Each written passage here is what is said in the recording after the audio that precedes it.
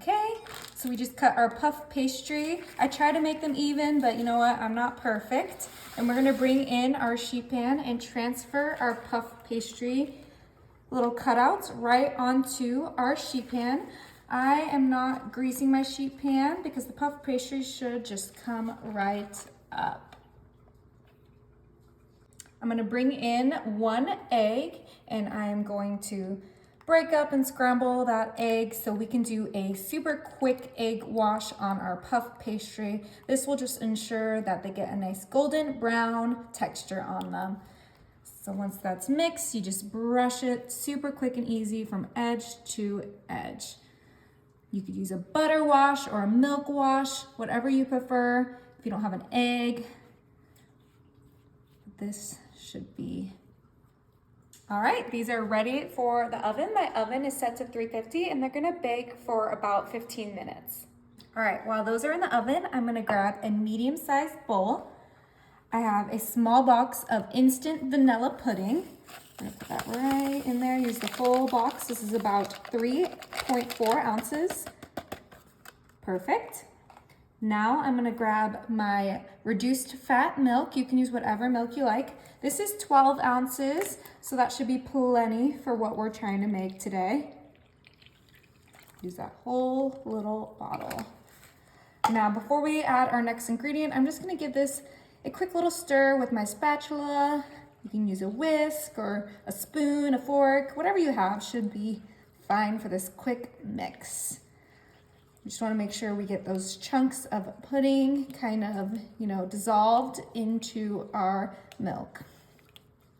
Okay, once we see that our pudding has dissolved, we are gonna go ahead and we are gonna grab some True Whip today. So I opted for True Whip instead of Cool Whip because it's a little bit healthier and you guys are always telling me you don't like Cool Whip. But obviously for this, you can use Cool Whip. Use whatever you like. Do a homemade whipped cream. This is gonna taste delicious regardless. Okay, and we're adding that whole container in there. This is an 8-ounce container of True Whip. Oh my gosh, look how fluffy that looks. Now we are gonna go ahead and fold that in until they are well combined. Oh my goodness, this is just gonna go so beautifully with that puff pastry. It's gonna be the easiest, most delicious dessert that all your guests will be impressed by. But let's go ahead and get these well blended. All right, this looks perfect. We're gonna pop this in the fridge until that puff pastry is done and cooled. All right, these are done and fully cooled.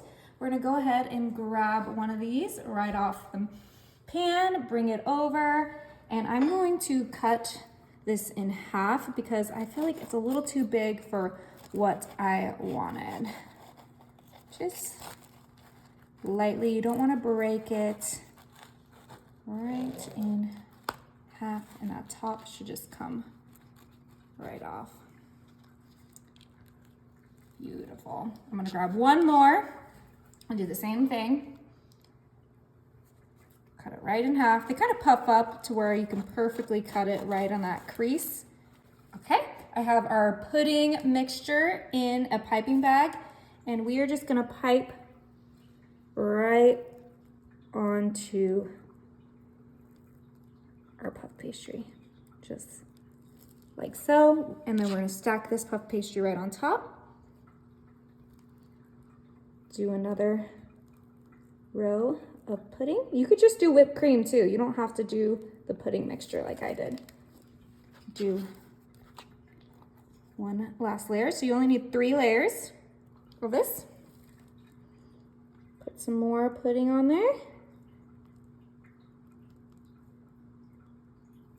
Just like so. Don't worry, it doesn't need to look perfect because we are gonna grab some fresh fruit and kind of just place it right on top of that cream. You can even put berries in between the layers. We have a little combo here.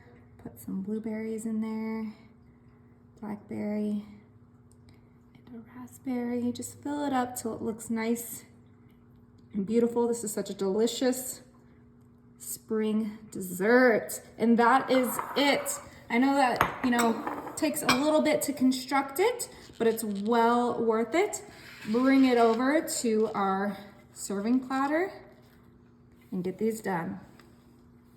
All right, I finished up the first few. Now I'm just gonna grab some powdered sugar. This is optional, just do a nice little dusting on them. I just think it adds some beauty to the dessert. Look how delicious that looks. So good. Okay, I think I'm gonna go for this one right here. Give it a nice taste test. Usually you would use a fork, but I can't wait. I need to try this right now.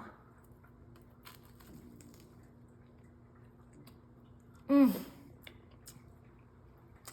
my gosh, that is so good, you guys. You gotta try it.